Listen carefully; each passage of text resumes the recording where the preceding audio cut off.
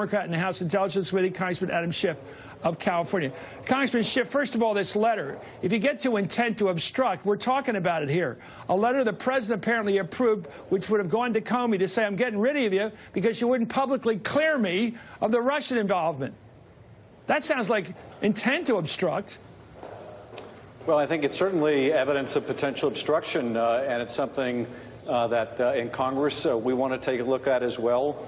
We wrote to the White House on a bipartisan basis some weeks ago, you might remember, Chris, asking when the president claimed to have tape-recorded conversations with Comey, not only if he had tapes, but if he had any kind of memorialization of conversations with Comey. And from the public reports, this letter does memorialize conversations with Comey.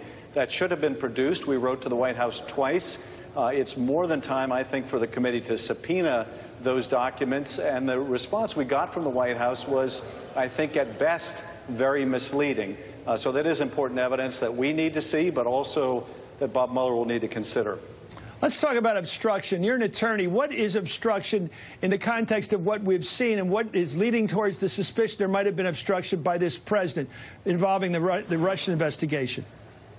Well, you know, when it comes to the President of the United States, I think the standard is not whether obstruction meets the elements of some prosecutable offense, but rather whether it rises to the level of removal from office. And there, in addition to sort of a legal standard of whether a crime or misdemeanor has been committed, you have the very practical question about whether, in a Republican-controlled Congress, the President's efforts, if they amount to obstruction, rose to the level where Republican members could go back home and say that they warranted his removal from office and that this wasn't just nullifying an election that other people didn't like. That's a very practical and a very high bar that would need to be met here. Certainly, from the purposes of Bob Mueller and his investigation, it's something I think he needs to look into and he needs to form his own conclusion about, as we do as well in Congress. You know, back in the presidency of John F. Kennedy, Mortimer Kaplan, the head of the IRS, was very helpful in going after rackets, bad guys, criminals, just like they got Al Capone on tax evasion. Right now, it looks to, according to the latest reporting we're getting over the weekend, that the Bob Mueller operation, the special counsel, is using tax information to question whether there was any criminality by this president. What do you know about that? Well, I can't speak to what Bob Mueller may or may not be investigating, but I can say that I think the scope of his jurisdiction is broad enough to include any financial entanglement between the Russians and the Trump organization, and anything that arises from that. It's among the most serious allegations I think that we need to be investigating as well, because this is, I think, the most powerful potential form of compromise, not the salacious video, which I think has limited power given how limited the Access Hollywood tapes, apparently, what limited effect they had. But if the Russians were engaged in business transactions, let alone illicit ones like money laundering, that's something that could be very well held over the head of the president. And we also need to consider, Chris, that we saw publicly disclosed just within the last couple of weeks that, contrary to what the president said, he and his organizations were seeking business in Russia. So if they're not going to be honest about that, we obviously can't rely on their representations about whether the Russians previously did business with them, let alone whether that business was legal.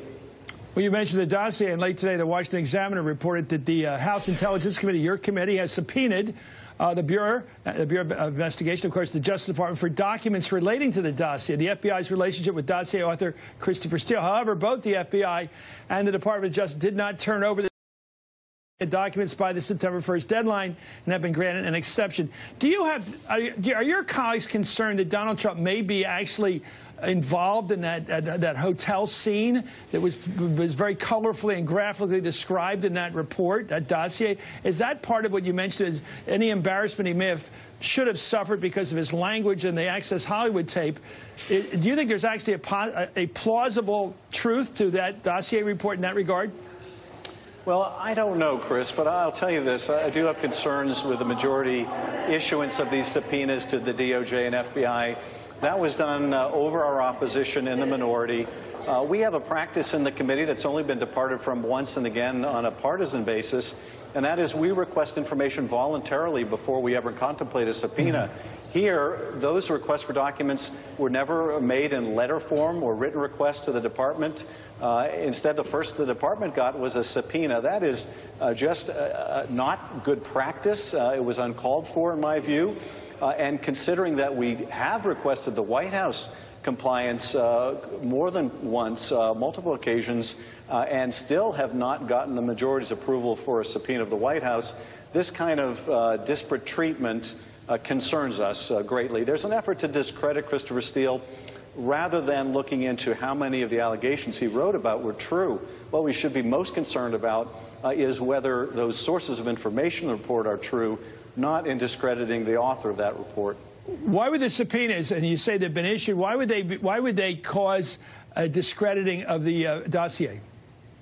Well, I think it's part of an effort to discredit the author of the dossier, and I think there's a view, if they can discredit Christopher Steele, they can discredit the whole Russia investigation or the whole Russia involvement in our elections. It doesn't quite make sense to me, frankly, because no one in our committee disputes Russia's involvement and what Russia did. So I'm not sure that I understand the thought behind it, but I think that is the goal. But again, it makes little sense to be subpoenaing the department when we haven't voluntarily asked for the records. And it is also concerning when there's an apparent double standard between what we are willing to subpoena in the case of the department and what we're not willing to subpoena in the case of the White House. Who do you trust more, Christopher Steele or President Trump? Well, I don't know Mr. Steele. I would like the opportunity to speak with him, and we hope to have him come before our committee. Mr. Conaway and I have also expressed a willingness to go to London to sit down with him. But I do think that on the question of Russia, we have seen the president repeatedly issue false statements and indeed try to mislead the committee, as when we requested information about any documents that memorialize his conversations with Comey. We got a tweet in response, then we got a letter from the White House, which was also misleading and merely cited the tweet. So it's clear we can't rely on the statements from the White House about the Russia investigation. Thank you so much. U.S. Congressman Adam Schiff, ranking Democrat on the House Intelligence Committee. He's also from California.